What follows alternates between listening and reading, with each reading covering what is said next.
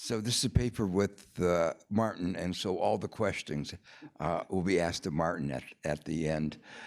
But the previous paper really fits very well within the context of this paper, because we're really concerned here with how trade affects the production and diffusion of knowledge. And obviously, knowledge is key to what we've been concerned with in the past 2 days. And two of the hypotheses that we assume, he provides some empirical evidence for, we assume that knowledge moves within a country more easily than it does across countries. And a further assumption that we're going to make is that knowledge creation can be enhanced in one sector more than it can in another sector. There are asymmetries in the production of knowledge. There are some sectors that are more likely to be conducive to knowledge creation. If you go back to the old discussions of tariffs, and it was mentioned yesterday, Alexander Hamilton, and the whole point of tariffs was not so much of the issues that were raised just now, but the issue that if we produce something, we'll learn how to produce it better. That you can't learn how to produce steel by reading a textbook or going to Columbia. The only way you can learn how to produce steel is really to produce steel, and then you get better at it. And that's a concept that in the literature now is called learning by doing. There's also learning by investing, learning by learning. And so that means if you're going to have that kind of learning by doing, you have to do. And the only way you're going to be able to, may be able to do that is keep out foreign goods that today might flood your markets. And so tariffs give you a greater opportunity. So we're focusing not on the mechanism that's just been described, which is the transfer of technology. We're really talking now about the creating of knowledge within the country, which is a substitute for other methods of transferring technology. And we, in the current context, there are lots of ways besides trade to have the interactions that would lead to transmission of knowledge. A lot of people come to American and European universities. So a lot of knowledge gets, you interact in ways, you don't have to trade to buy the product and do reverse engineering. You can just go in to order on Amazon, get that one item and do the reverse engineering. But the thing that you can't do in that way is the learning, the tacit knowledge that comes out of learning by doing. So this paper is going to be somewhat different from most of the others in this conference. There are no numbers. Well, there are a couple of numbers, but they're just made up. And so there's no empirical work other than I view empirics, the fact that there is learning by doing, and there's a lot of empirical evidence in support of that, but this paper won't have any new empirical evidence. But it does something that most of the other papers have not done, and which is very important in thinking about one of the two objectives of the rebirth of industrial policy in the last few years, which is you have to see industrial policy within a global general equilibrium framework. But we aren't going to pursue it as fully as it could be. But if we learn more, we're getting a competitive advantage. That all depends on what other countries are doing. And if they respond, then those terms of trade don't exist. So we're going to have a very simple global general equilibrium model. So one of the big points we're making is you can only study some of the effects that we've been talking about within a global general equilibrium model. And we're going to have the simplest global general equilibrium model. And we're actually going to revisit the classical theorems about Ricardo and Smith about the benefits of trade. And to get ahead of the story a little bit, we're going to argue that with any reasonable global social welfare function, which is inequality averse, that free trade is a bad thing. Now, that's a little bit heretical because there are only a couple propositions that if you say them, you'll lose your union card as an economist. Saying industrial policy was a good thing used to be one of those things, but that stopped about 10 years ago. Another one was saying that minimum wages were a good thing. You'd lose your union card. But Card and Kruger took away that. And the only proposition that's been left now is free trade. And this paper is going to explain why you should be worried about that. Now, of course, those of you who've studied some of the earlier literature know that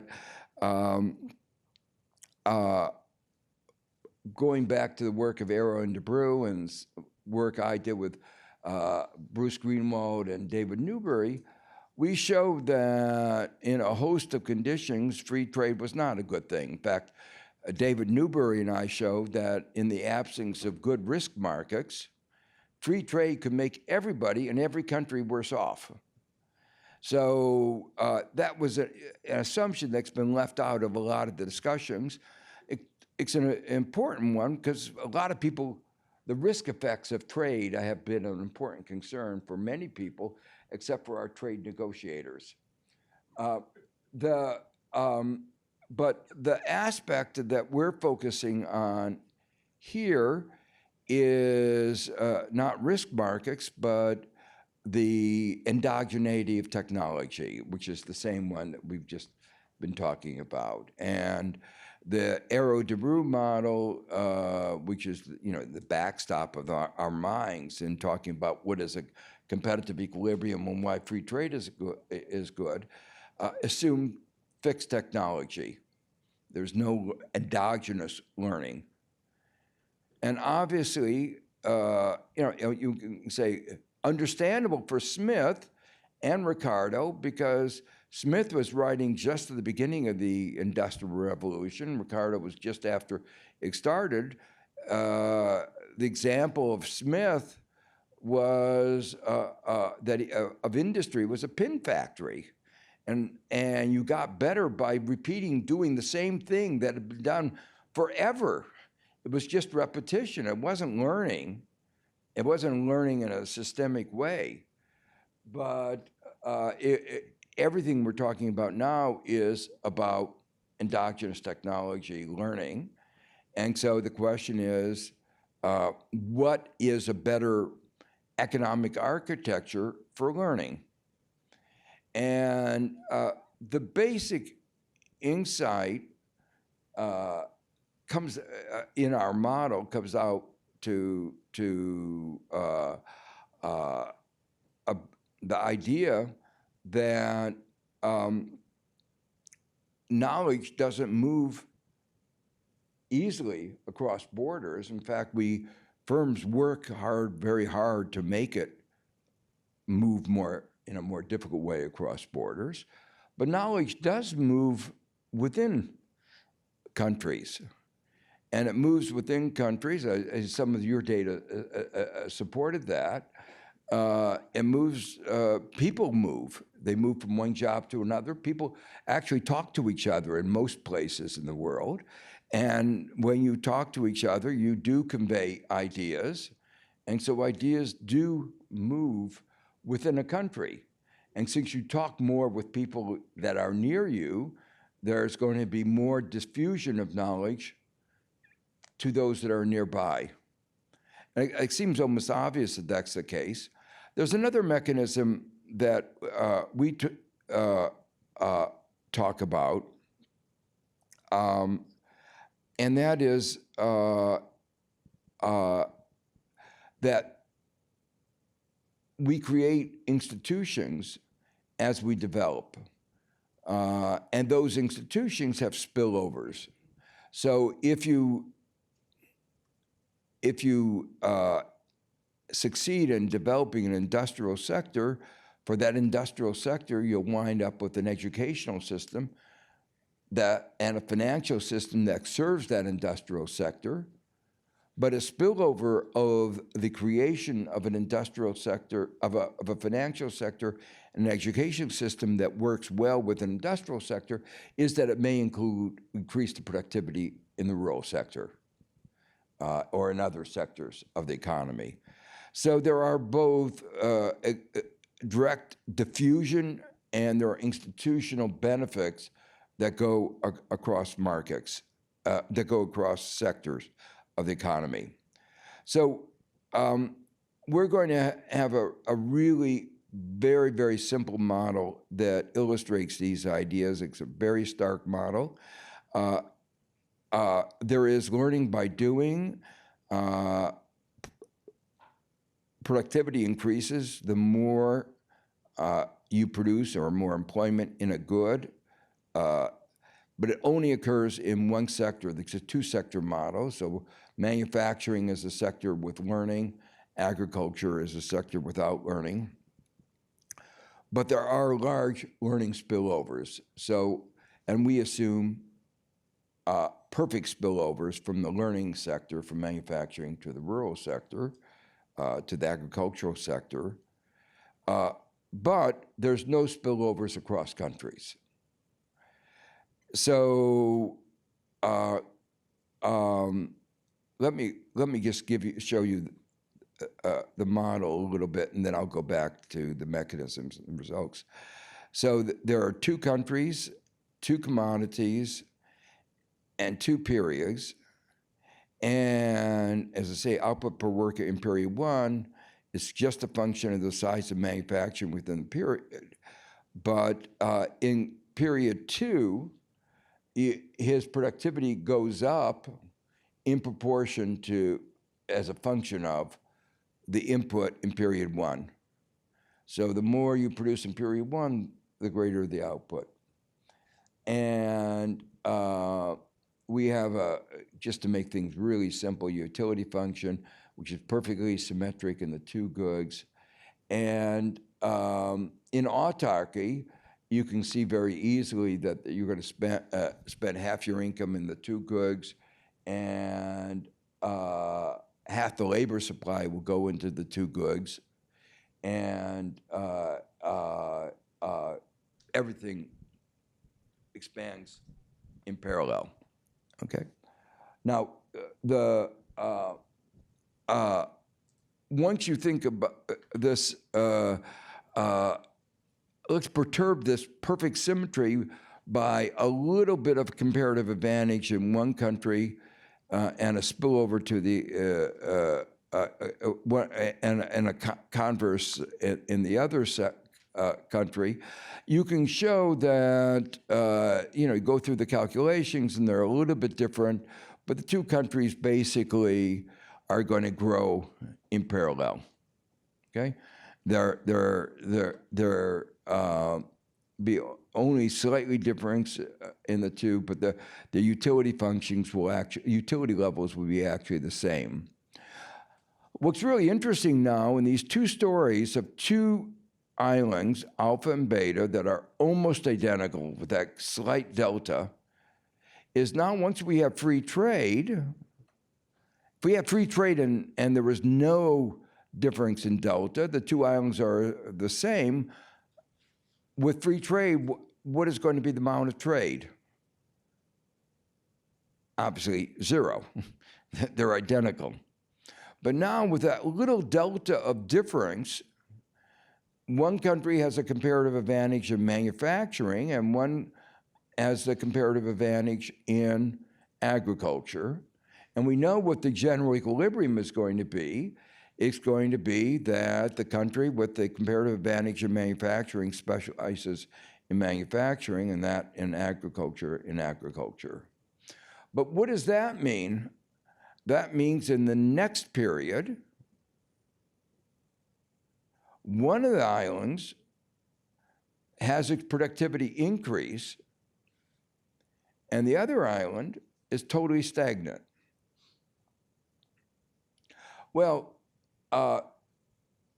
in the short run, it turns out in this particular example, when they trade, the island that was disadvantaged and had no growth because of the scarcity, agriculture is not doing very well.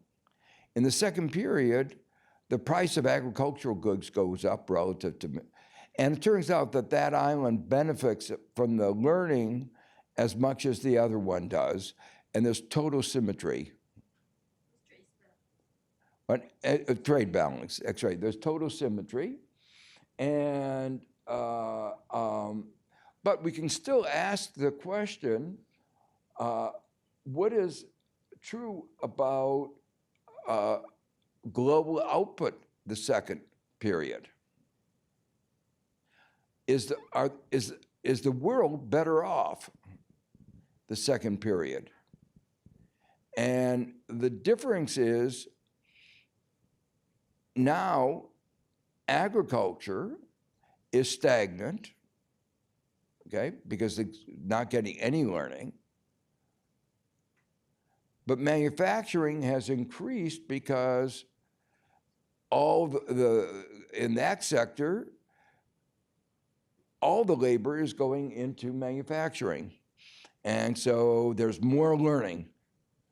But if there isn't much more learning, if it's just a little bit more learning, if there's diminishing returns in the process of learning that's fast enough, in fact, it turns out that the lack of productivity growth in agriculture is more detrimental than the gain in learning in manufacturing in the country that's specialized in manufacturing. I don't know if yeah. So the point of that is, it turns out that in the second period, GDP is lower. Both countries are worse off than if both countries had undertaken autarky. There's less growth. And this is the trade-off between, there's no diffusion in this model, but better distributed learning if you have autarky. And a little bit the kind of picture that you drew in those curves. Now, we've also done a more difficult to explain model where it goes on for more than 2 periods. And then what basically happens is there's an initial period in which you take advantage of comparative advantage. That fact that one country has a comparative advantage in agriculture and the other in manufacturing does give a spurt, leads both people in both countries to be better off. But the fact that agriculture is stagnant and in manufacturing is growing a little bit faster, but not that much faster, means that the growth path is slower than in the autarky. And then eventually it comes to the point where,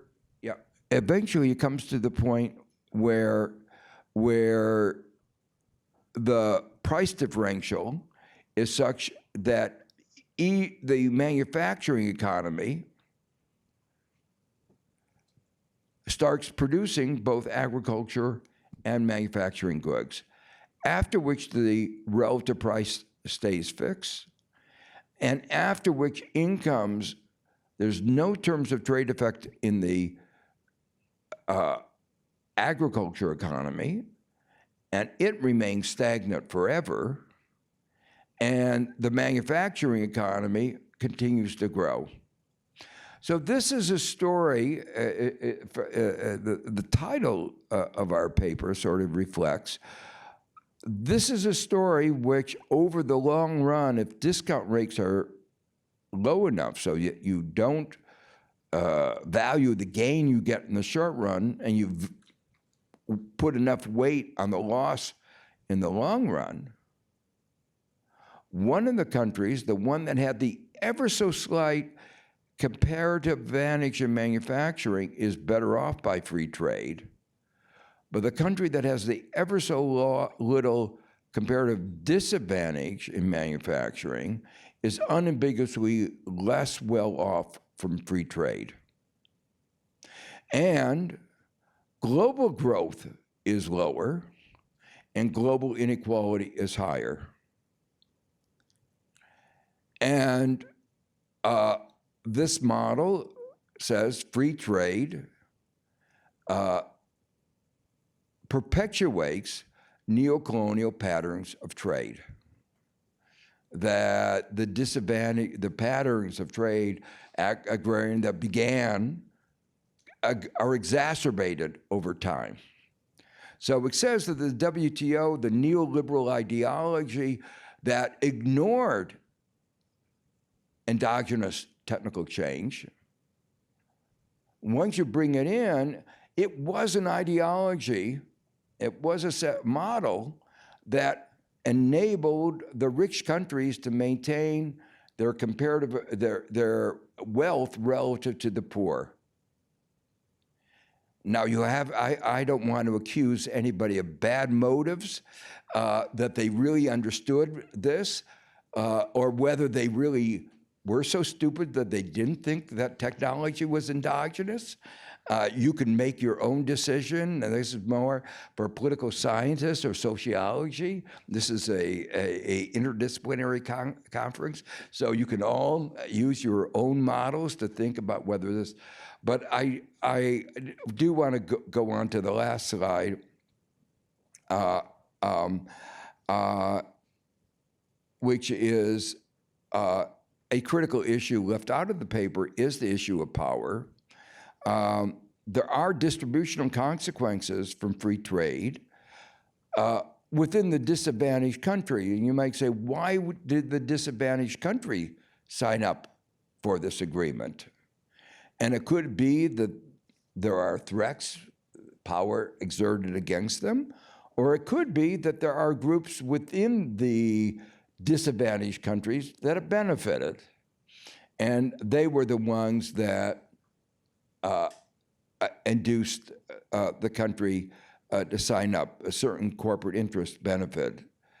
But I also can't help but notice that as industrial policy is back on the agenda, the country that is doing industrial policy the most is the United States.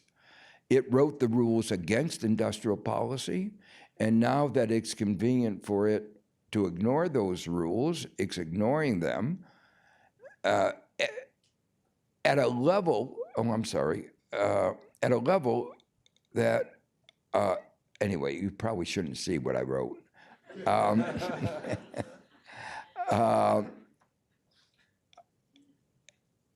They are ignoring them.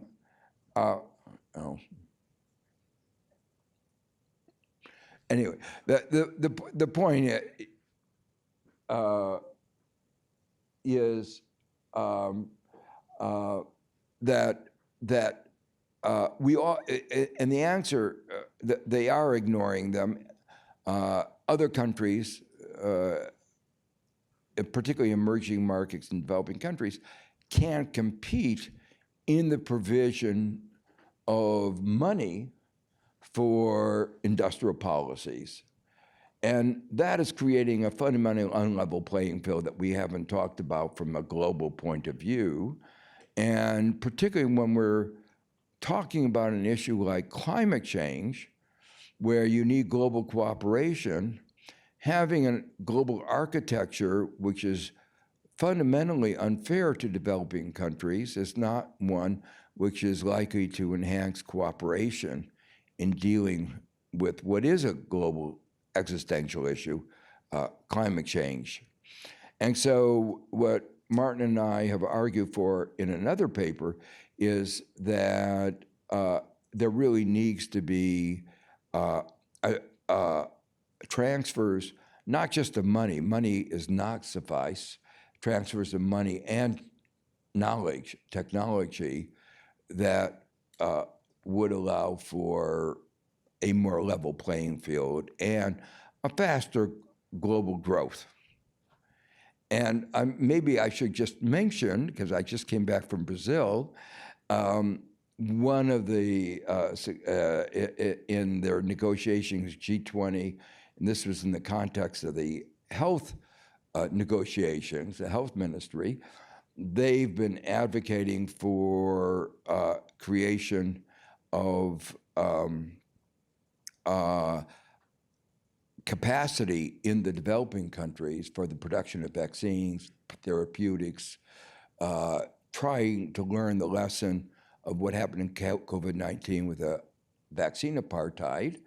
The advanced countries had been resisting this, and Brazil, with its brilliant diplomacy, succeeded in getting it into the communique. So at least now there is an initiative of transfer of technology and hopefully the money that will go with that transfer of technology. Okay, thanks, Joe. Maybe we'll give a round of applause. Maybe we can have a few questions. We can take 5 minutes for questions on this paper, and then Joe can make a closing statement at the end, or at least any closing remarks you want to make. So let me try and be equitable again in the allocating the questions. Okay, Andrew in the back, and then here. Yeah. Let's take 3 maybe. Is that good? And then you can answer it together. Yeah. Thanks, Joe. This was great. It starts from an assumption that knowledge flows more readily within borders than across borders, and to be provocative, I'm going to assert that we live in a world in which knowledge flows more readily within professions across borders than across professions within borders. And that's increasingly important in a world where producer as well as consumer services are critical in sectors like software, biotech, et cetera, et cetera, et cetera. And that it actually suggests that there's a professional class across the world that is capturing rents by the lack of diffusion of knowledge from engineers to other competitors within their own labor markets. And one might solve that problem either by increasing things like the H-1B visa program on steroids, or by radically reconfiguring education within countries so that rural, Texans could be trained to be engineers or computer scientists or what have you, but that unless and until we consider that possibility, that the professional boundaries are at least as important as the national boundaries, we're going to continue to confront inequalities, and not just national inequalities, but interprofessional inequalities. Yeah, Martin, do you want to take that? Okay. Go ahead. No, well, should we get another? There was one more question, and then we'll... Hello. Thank you for your presentation, Professor. So I'm Faris. I'm a pre-doc at the IMF. And I just have a question that's related to what you said at the end of your presentation on how there's this uneven playing field in terms of industrial policy subsidies between developed and developing countries. Do you think it's possible that given this imbalance, so for example, United States could spend billions of dollars every year on subsidies for chips, whereas developing countries may not have the same sort of fiscal resources, would it be likely that this would incentivize developing countries to resort to perhaps cruder forms of industrial policy, such as export bans, for example. Because this is what is being seen, for example, in some countries. Like Indonesia, where I'm from, is resorting to export bans because there's a lack of fiscal resources. We can't compete with the United States in terms of subsidies. So as a result, we resort instead to something like an export ban to force a reshoring of manufacturing to domestically. Do you think it's likely that if this unevenness continues to the future, that there's going to be backlash in terms of that from developing countries resorting to more cruder forms of well, first, let me say, I think Indonesia's move to, for instance, demand higher value added associated with nickel rather than exporting raw nickel was a good policy, even without what the U.S. has been doing. And I know the finance minister, who is in most, historically more on the neoliberal side, has been persuaded that it's actually working.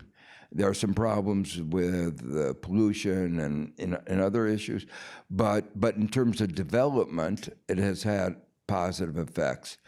And much more positive effects, by the way, than price interventions. And this goes back to some of the things that Danny said yesterday about Pigouvian taxes.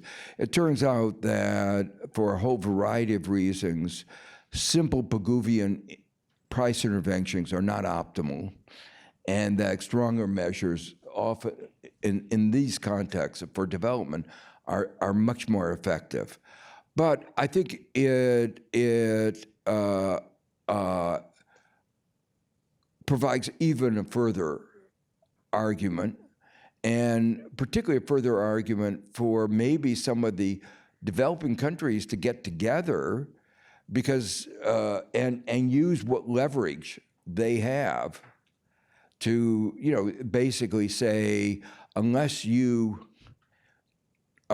transfer your knowledge, we have to have some way of rebalancing the global architecture. So yeah, I think it really does. Now, on Andrew's question, it is really hard. I still think that much of the rent is appropriated by corporations and CEOs within those corporations, and they have a location. Martin has a... Maybe, I mean, totally speculative, very interesting, but what I would expect, it is outside of the mall, right? But what I would expect is that if there is free trade, the goods that are intensive in the work of professionals, that kind of human capital, will be produced in the countries that have more relative abundance of the factors of production that are complementary of the human capital. So as long as there is learning by doing, learning by production, though the asymmetries would still grow over time, which is a point that the paper makes. But again, it's a different assumption, and it's one definitely worth exploring.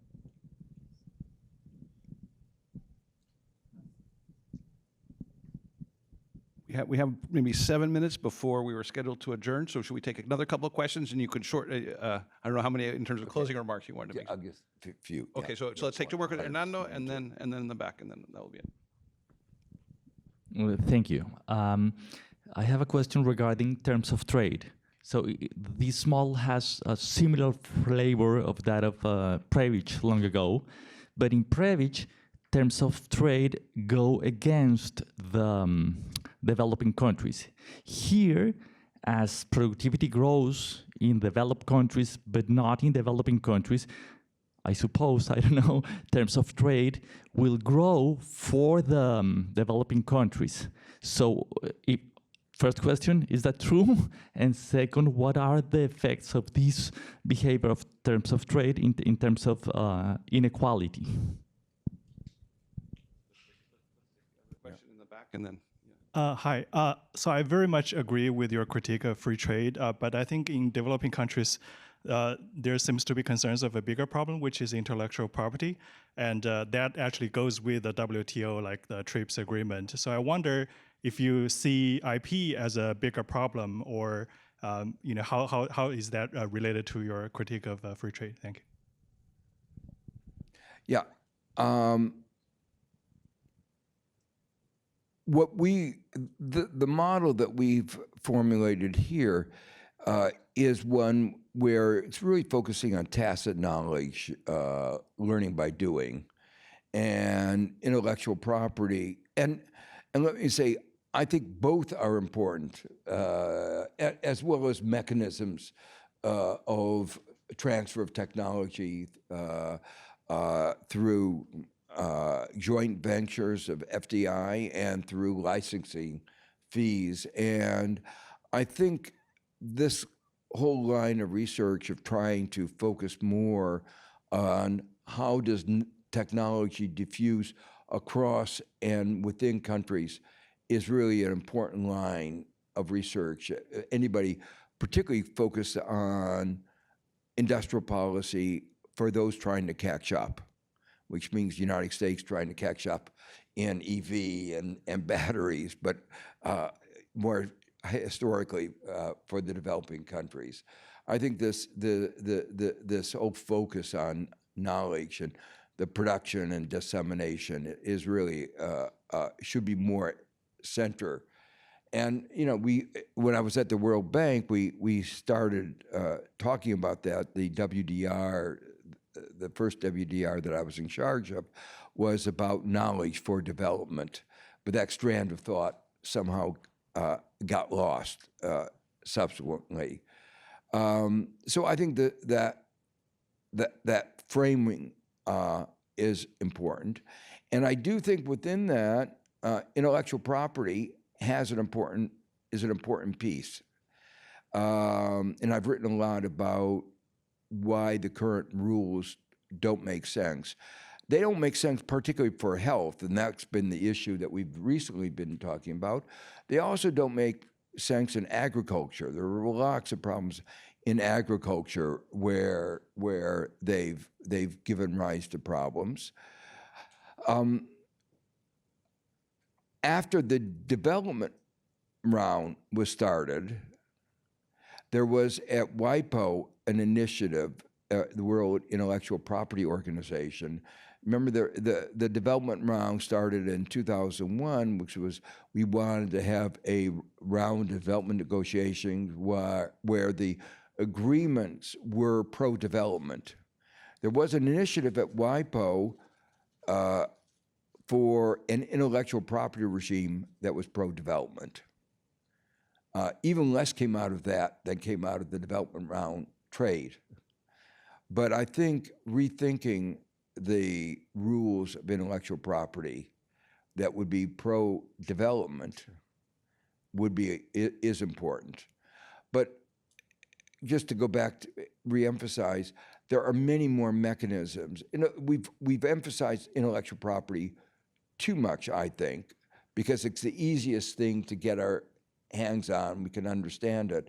But all these mechanisms that we've been talking about are really important. And if you think about China's success through joint venture and learning through joint ventures, U.S. says it was a theft of intellectual property.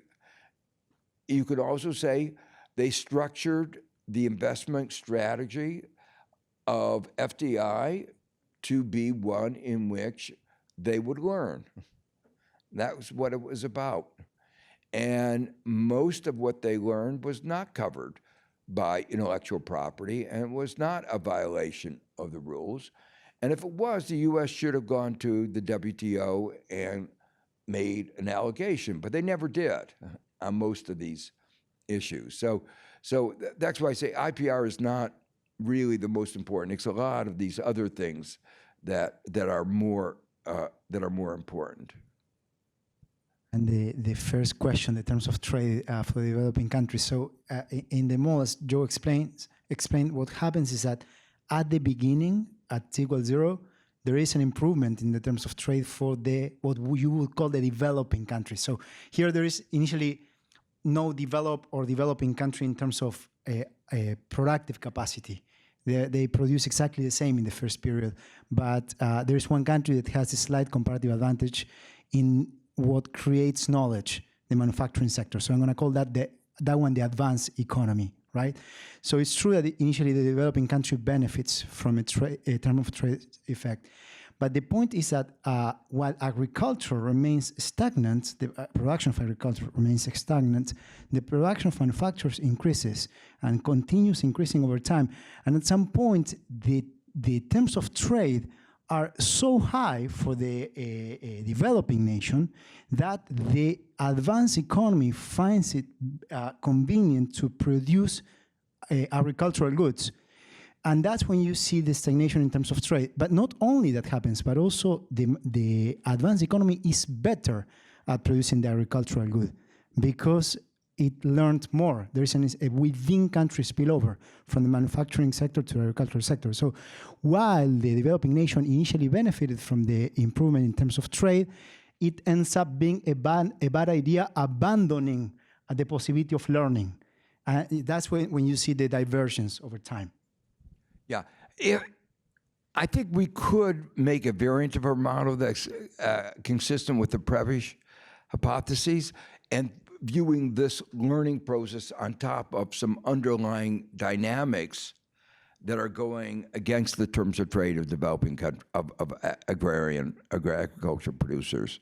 So you should think of this as marginal changes over some other exogenous long-term trends. Let's close off the discussion of this paper. So I don't think round of applause for that paper, but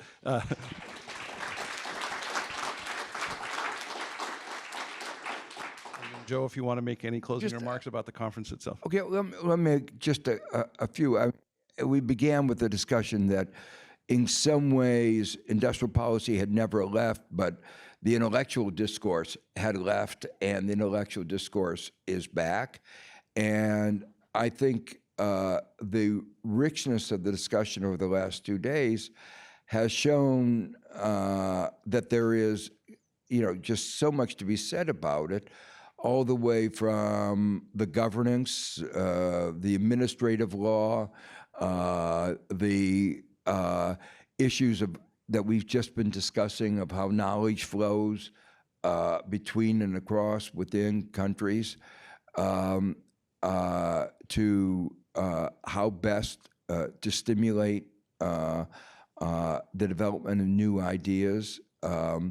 What is clear is that the neoliberal presumption that had been for 40 years that leave it to the market is not right. That no one here has said that, as far as I've heard. I was at a meeting in the spring of the Peterson Institute, as you all know, a bastion of free trade, on industrial policy, and nobody there said that leave it to the market. So I feel that debate is over, but there is a real problem of it hasn't always worked well. There are these problems of capture, and many of those issues go outside the usual remit of economics into political science, into issues of governance. And that's why we conceived of this as a multidisciplinary project. And I think the discussion here has been, I think, somewhat different from what it would have been if it were just an economist where we would, I could very well predict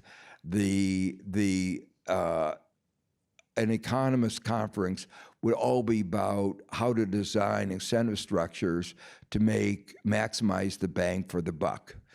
And that's an important issue, and we probably haven't discussed that as much as I would have liked.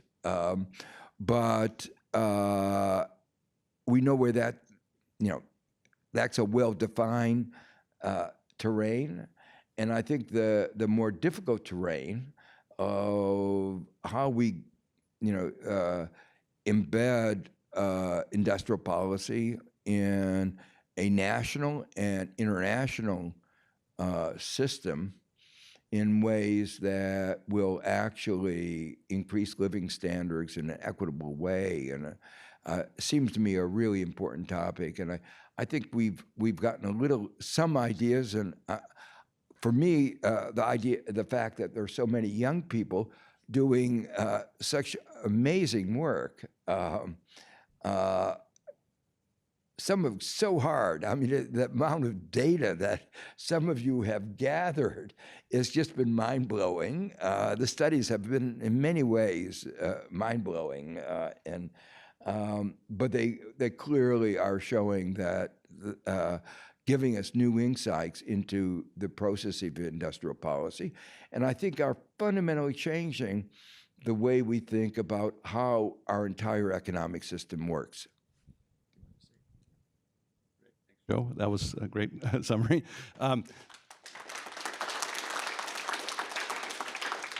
So I think my main message is to be continued. We're hoping that we'll have funding for another conference next year. We'll tell people about it. Please come back and let's build the community of people working on these issues. And over the long run, we'll be able to sort of again develop that knowledge base that will help guide things in a smart direction.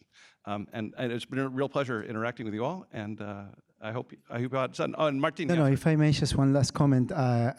Eric was actually the leader of the scientific committee, so I just wanted to thank you for all the work. It's been great. Thank you. Thank you. Can I call out the other members of the organizing committee? So Andrew, there's Josh, Niels, Felipe over here, Nathan. Rekka's not here, but it was an important contributor. Juan Montesinos is not here. Important to get Bilga, who was here yesterday and was at another in a UDC. Is there anybody I've left off? Joe, I think that's it.